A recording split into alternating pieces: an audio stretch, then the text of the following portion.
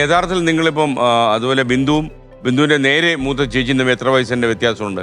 എന്റെ നേരെ മൂത്തത് ജ്യേഷ്ഠനാണ്. ചേട്ടനുമായിട്ട് ഒരു 5 വയസ്സിന് ഡിഫറൻസ് ഉണ്ട്. അതിന്റെ മൂത്ത ചേച്ചിയും ഞാനും നമ്മളൊരു 10 വയസ്സിന് ഡിഫറൻസ് ഉണ്ട്. ഇപ്പൊ ഇവിടെ വന്നിരിക്കുന്ന ചേച്ചിയുടെ കല്യാണം കഴിയുന്നത് ഞാൻ 6th പഠിക്കുമ്പോഴാണ്. അപ്പൊ ഇവരൊക്കെ ആയിട്ടുള്ള ഒരു ചൈൽഡ്ഹുഡ് മെമ്മറീസ് ഒക്കെ എനിക്ക് സത്യം പറഞ്ഞാൽ കുറവാണ്. എന്റെ ഒരു ചെറിയ പ്രായത്തിൽ എല്ലാരും പ്രായത്തിൽ എന്റെ വലിയ ചേച്ചിക്ക് 2 പിള്ളേരുണ്ടായിട്ടാണ് അമ്മ എന്നെ പ്രസവിക്കുന്നത്. അപ്പൊ അത്രയും ഏജ് സാധാരണ എന്റെ കൂട്ടുകാരുടെ ഒക്കെ അമ്മമ്മയുടെയും അച്ഛന്റെയും ജനറേഷനാണ് എന്റെ അച്ഛനും അമ്മയും. എന്റെ ചേച്ചിമാരുടെ ഒക്കെയാണ് അവരുടെ അച്ഛനും അമ്മേന്റെയും ജനറേഷൻ. ജോലി അച്ഛൻ കൂലിപ്പണിയായിരുന്നു. രാഷ്ട്രീയ പ്രവർത്തനമല്ല. അവര് ഭയങ്കര, ഞാൻ എപ്പോഴും പറയാൻ ഇഷ്ടപ്പെടുന്ന, അവര് ഭയങ്കര കറകറഞ്ഞ കമ്മ്യൂണിസ്റ്റുകളായിട്ടാണ്. അതായത് പാടത്തും പറമ്പിലും പണിയെടുക്കുന്ന പല രീതിയിലുള്ള അവര് നേടിയെടുത്തുള്ള കുറെ കാര്യങ്ങൾ. അവരിപ്പോ കൂലിയുടെ കാര്യമാണെങ്കിൽ അമ്മക്ക് ഇപ്പോഴും അത് പറഞ്ഞു കഴിഞ്ഞാൽ അമ്മ നിർത്തത്തില്ല. അവർക്ക് നെല്ല് മാറിയിട്ട് കൂലി ആയതൊക്കെ ഈ ഒരു നമ്മുടെ പാർട്ടി. അപ്പൊ അതുകൊണ്ട് അങ്ങനത്തെ ഒരു കമ്മ്യൂണിസ്റ്റുകാരാണ്. കുട്ടിക്കാലം ബുദ്ധിമുട്ടായിരുന്നു എന്ന് ചോദിച്ചു കഴിഞ്ഞാൽ ഇല്ല, നമുക്ക് പട്ടിണി ഉണ്ടായിട്ടില്ല. പിന്നെ സാധാരണ ഇതേപോലെ താമസിക്കാൻ വീടുണ്ട്. പിന്നെ അതൊക്കെ അവരുടെ ഒരു സ്ട്രഗിൾ ഉണ്ട്. പക്ഷെ എനിക്കത് അനുഭവിക്കേണ്ടി വന്നിട്ടില്ല. പിന്നെ അച്ഛനൊക്കെ ആണെങ്കിലും, അച്ഛനൊക്കെ മദ്യപിക്കുമെങ്കിൽ പോലും ഒരിക്കൽ പോലും നമ്മുടെ വീട്ടിൽ അങ്ങനെ കള്ളു കുടിച്ച് ബഹളം, ബാക്കിയുള്ള വീടുകളിൽ കാണുന്ന ഒരു സാധനങ്ങളൊന്നും ഞങ്ങളുടെ വീട്ടിലുണ്ടായിരുന്നില്ല. അച്ഛനും അമ്മയ്ക്കും എല്ലാ ദിവസവും പണിക്ക് പോകുന്നായിരുന്നു ജീവിതം?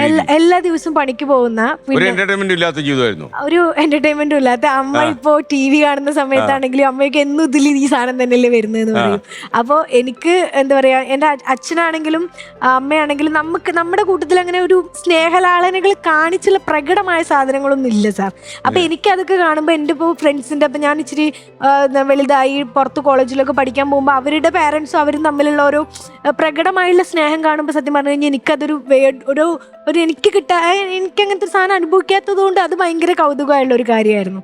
അവര് പഠിക്ക് പോവും, അവര് നമ്മളെ നോക്കും, നമ്മളെ നോക്കി. അച്ഛനൊന്നും അങ്ങനെ അച്ഛനും അമ്മയ്ക്കും വിദ്യാഭ്യാസവും ഇല്ല.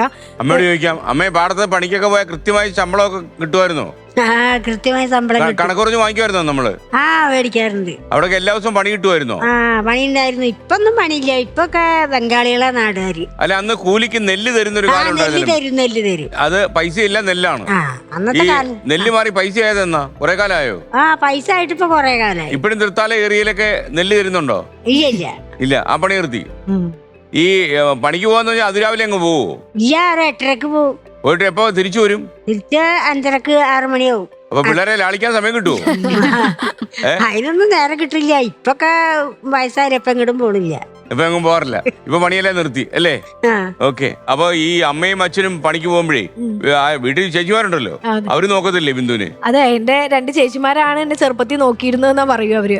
അവരുടെ സ്കൂൾ പഠന കാലത്തെ അവര് ക്ലാസ് കട്ട് ചെയ്യേണ്ടി വരും എന്നെ നോക്കണമെങ്കിൽ. എന്നെ ഏട്ടനെ നോക്കാൻ വേണ്ടി 2 ചേച്ചിമാര്. എന്നോട് ചേച്ചി പറയും, ഒക്കത്തെടുത്ത് ഇവിടെ കറുപ്പായിരിക്കുന്നു പറയും, നമ്മൾ തയമ്പ് വന്ന പോലെ ആയിരിക്കുന്നു പറയും.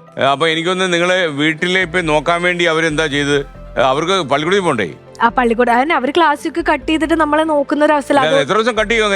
അതുകൊണ്ട് തന്നെ 3 വയസ്സിൽ ഞാൻ അംഗനവാടി പോയി തുടങ്ങി. അപ്പൊ പിന്നെ രാവിലെ കൊണ്ടേ ആക്കിയാൽ മതി. അവിടെ അംഗനവാടി പോയാൽ ഭക്ഷണം കിട്ടുമല്ലോ അല്ലേ? ഭക്ഷണം കിട്ടും.